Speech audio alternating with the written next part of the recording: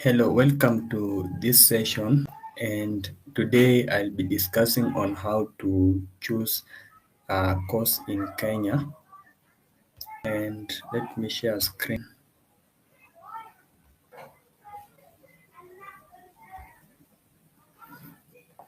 Okay, and I'll start with course marketability, but I just want to do some introduction. So, because choosing a course right now can feel very overwhelming, but it is one of the most critical decisions you will make for your career and life. The course you select will determine not only the knowledge and skills you gain, but also the opportunities you can access in the future. And so let me guide you through some of the most important factors to consider when you are making a decision that aligns with your goals, passions, and Kenya's job market. So in today's world, the job market is more competitive than ever. So employers aren't actively looking for employees anymore. Instead, employees are the ones who need to position themselves strategically to attract opportunities. So marketability is about how your course prepares you for industries with high demand. So for example, fields like technology, health sciences, engineering, agriculture, and finance are constantly evolving, offering numerous opportunities. So it's not just about completing your degree or diploma or certificate. It's about building a strong CV during your studies. Volunteer, take short courses, and pursue professional certifications. Like for example, if you are studying, if you are studying or you will choose to study a business course, consider certifications in accounting or project management, like the CPS, CFA, yeah. So you will need to stand out. So as you choose your course, ask yourself, will this field allow me to grow? What additional skills or experiences will I need to make myself marketable? So, and when we come to passion and interests, so passion is key to long-term satisfaction in your career. Ask yourself some critical questions to understand your interest. Do you love, like for example, when you consider science, do you love science? If you are fascinated by the human body works or you enjoyed lab practicals in school, consider health related fields like medicine, nursing, we have lab technology. eh. Then, okay, how do you feel about working in hospitals? If the idea excites you, that might be the right path. But if hospitals make you uncomfortable, maybe health something isn't for you. What's your reaction when you see someone injured? If you naturally want to help, fields like medicine, nursing could align with your personality. For business field, think about like this characteristics, like are you a natural problem solver who enjoys planning and organizing? Eh?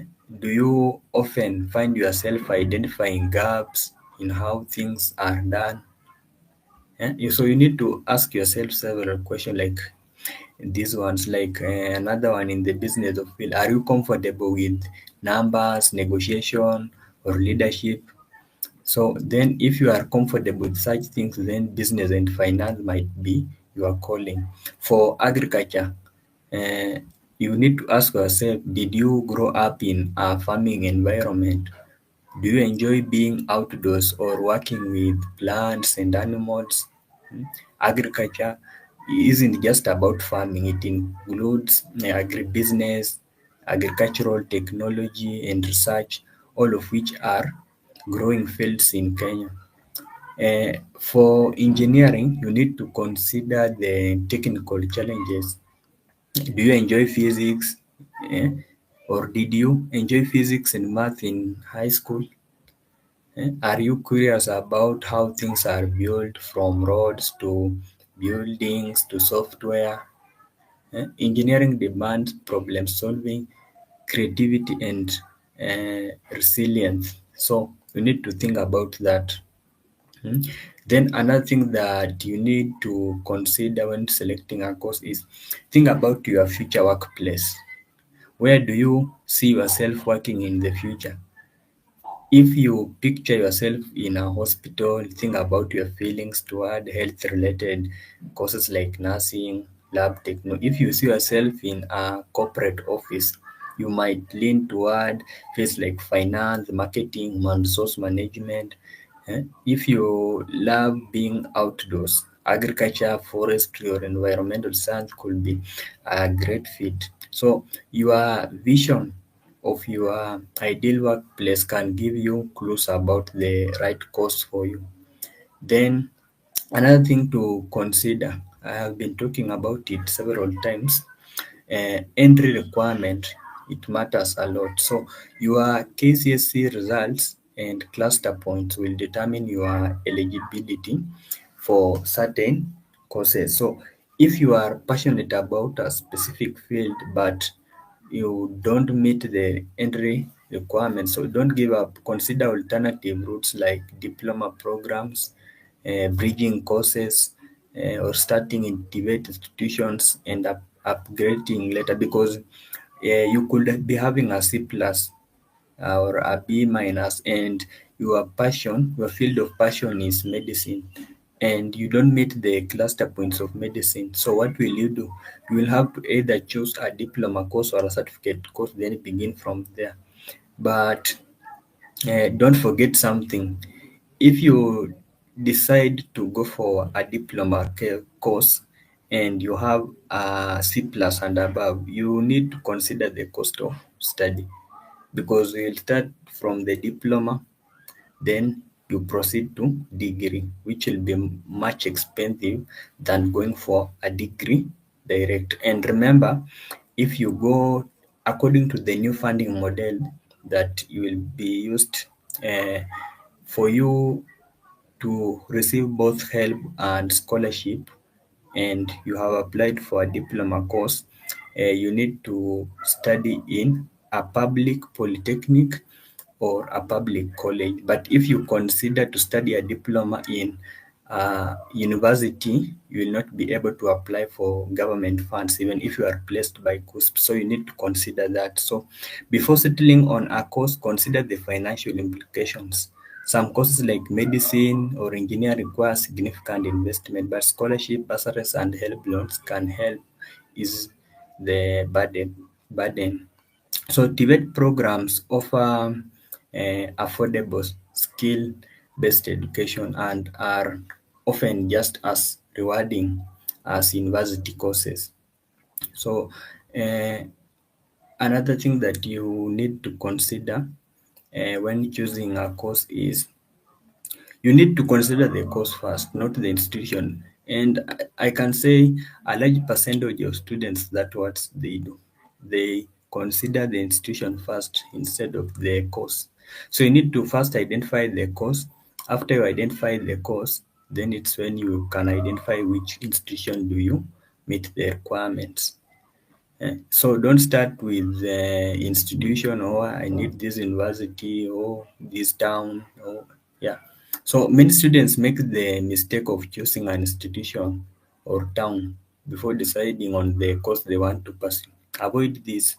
And so you need to focus on the course that fits your career goals, then find institutions that offer it. Research universities or TVETs to see which ones are reputable and accredited for the course you are interested in. Uh, Another thing that you need to consider is the role of effort and networking. So remember, your success in the job market won't just depend on your degree or diploma or the certificate. It will depend on your efforts during your studies. So you need to, when you join the school in secondary, so there's a lot of free time in colleges, universities. So for those who have been there, they can relate. There's a lot of free time, and also like for universities, sometimes there's a lot of long holidays, or even maybe when you are done with academic classes, then you are waiting for graduation. There are several months there that you are just maybe most students are just so you need to volunteer in your field, attend workshops, and build a network with professionals. So, like when you volunteer to work in your field, maybe let's say your field of study is finance and accounting, then you visit any NGO or a government institution or whatever just to volunteer, you will be getting the experience. You will have something to add on your CV part of experience. So employers value hands-on experience and skills. So pursue internships, extracurriculum activities related to your course,